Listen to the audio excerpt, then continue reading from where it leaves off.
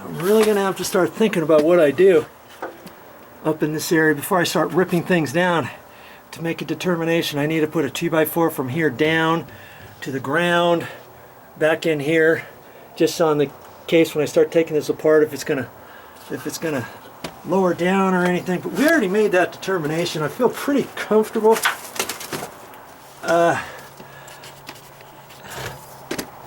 See, this first tread is the one that's all messed up. And if I look underneath there,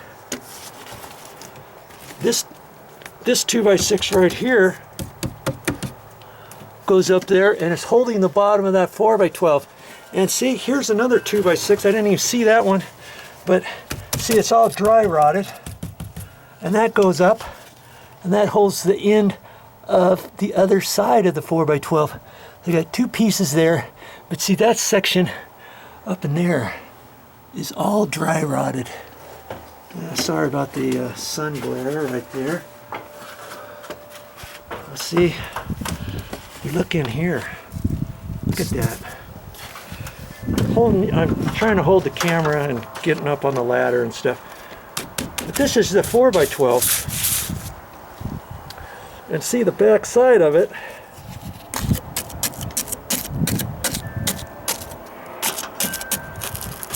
Doesn't look very good, does it?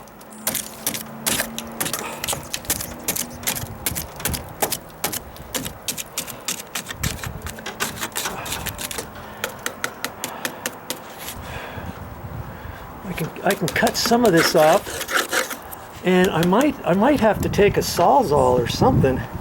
I don't know. Might have to take a sawzall and cut back 1.5 inches or even 3 inches. Let's say straight across, boom, all the way across. See, over here, it's pretty hard. It's just about to here. So maybe I could notch this 3 inches and go all the way across. Okay? Because see, it's solid right there. Right here, not so much. Right there. That's about 3 inches from this edge over. And run two 2x4s sideways on edge over to about here. Nail it to the edge, glue it on there, do something. Cut this all out of here, get most of this dry rot out of here, because the dry rot goes all the way to the corner. And why does it go there? Because there's a gap there where the stucco is on this column right here. The water hits there, right there, and it went under there, didn't it? It went right under this gap. Boom. And all of this area right here behind the step, look at that. I shouldn't be able to do that with my scratch awl. That's the 2x6 right here. That's the edge of this column, but it's only dry rotted up to about there, just from where it was exposed.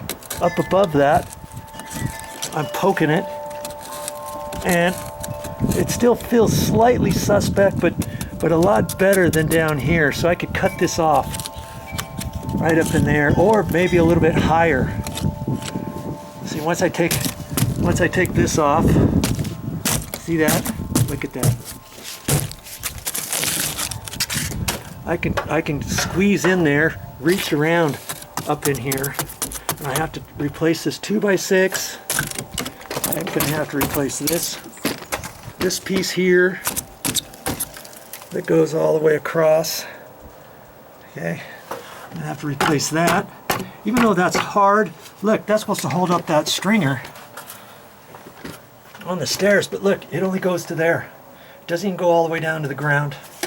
And look, it's not, you really think that's holding anything? I don't. But as I showed you before, these 4x12s go all the way to the stucco. And where the stucco is, they have joist hangers. See up in there? They nailed a joist hanger, and then the 4x12 gets nailed to that.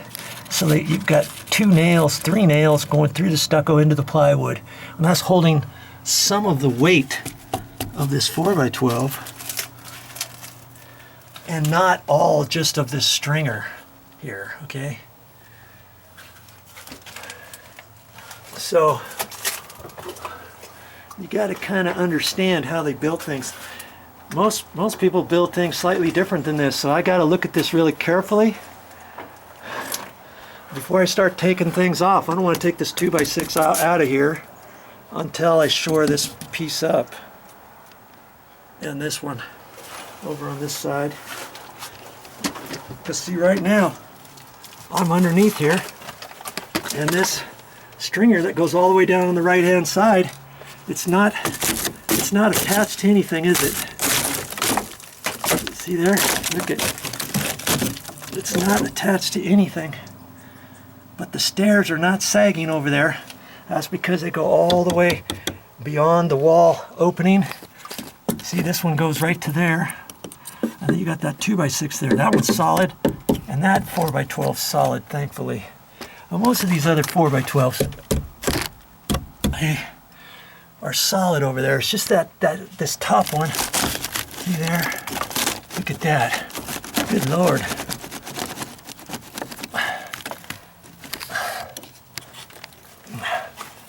This is the end of the top 4x12.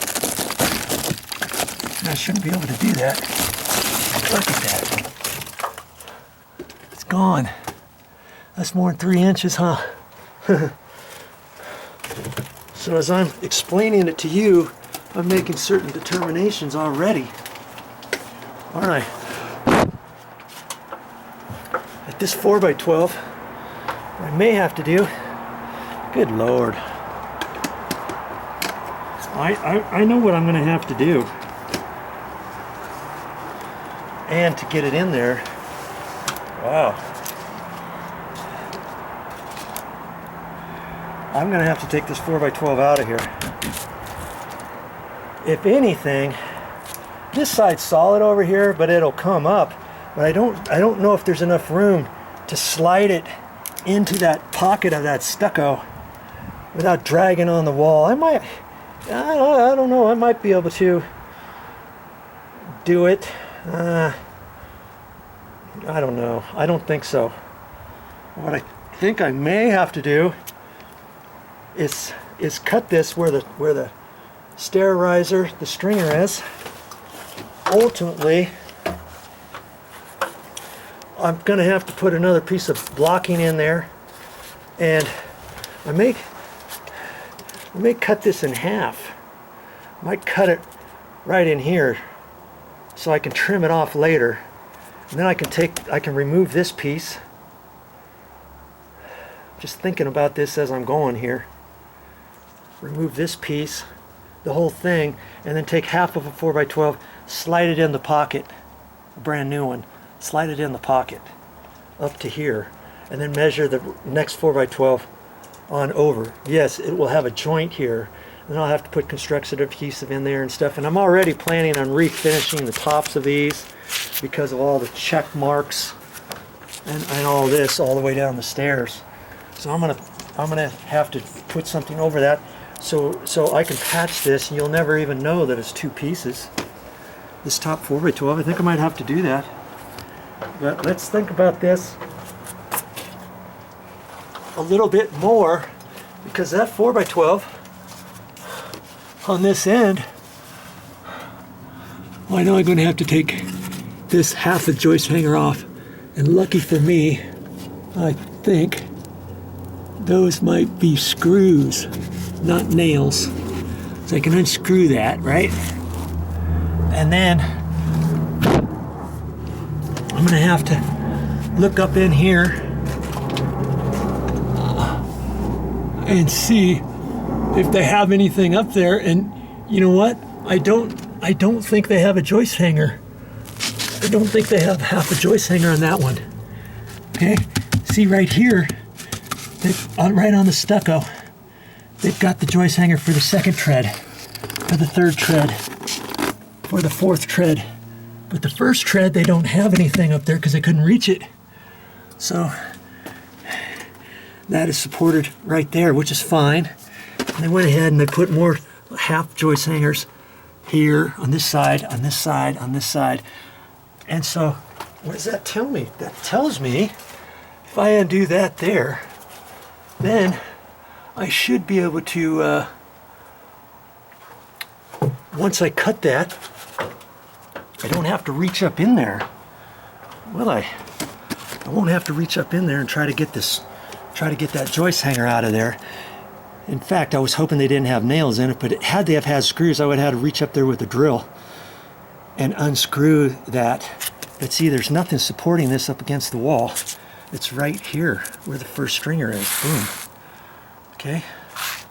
Well, I'm already formulating a thought process of replacing this top 4x12.